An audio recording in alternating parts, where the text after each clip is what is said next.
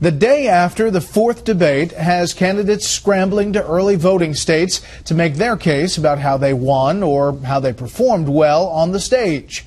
Last night's Fox Business Network debate in Milwaukee marked another step closer to the first voting in Iowa, 82 days from now. Chief political correspondent Carl Cameron is in New Hampshire tonight with debate fallout.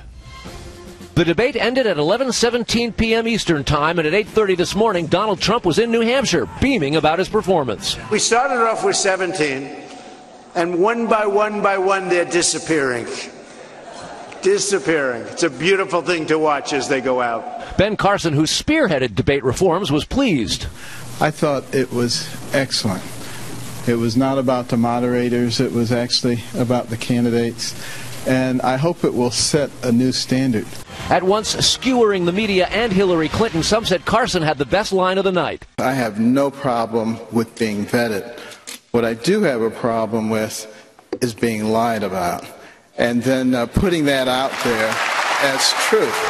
When I look at somebody like Hillary Clinton, who sits there and tells her daughter and a government official that, no, this was a terrorist attack, and then tells everybody else that it was a video.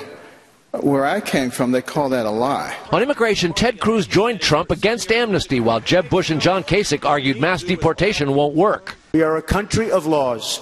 Going to have to go out, and they'll come back. But they're going to have to go out, and hopefully they get back. We all know you can't pick them up and ship them back across the border. They're doing high fives in the Clinton campaign right now when they hear this. We're tired of being told it's anti-immigrant. It's offensive. Bush, Cruz, Carly Fiorina, and Marco Rubio clashed with Trump and Rand Paul on military spending and foreign policy. We have to decide what is conservative and what isn't conservative. Is it fiscally conservative to have $1 trillion expenditure? I know that Rand is a committed isolationist. I'm not. We can't continue to be the policeman of the world. Donald is wrong on this.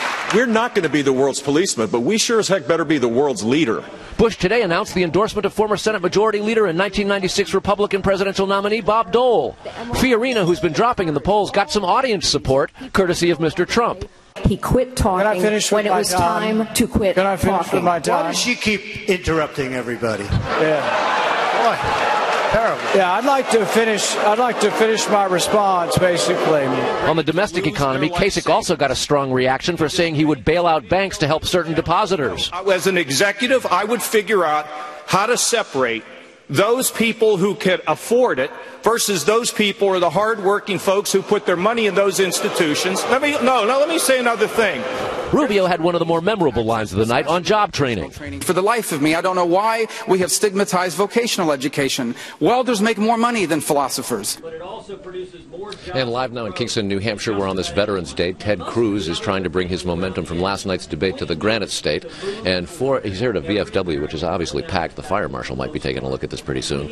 And one of the things that Ted Cruz plans to do tonight is to go directly after Hillary Clinton for what he says is her offensive dismissal of the management crisis at the Veterans Administration. In addition to his attacks on Hillary Clinton, Cruz is also pressing what he thinks is his advantage as a conservative opponent to amnesty. He thinks that juxtaposes him to the rest of the field pretty strongly in the coming days. Bret.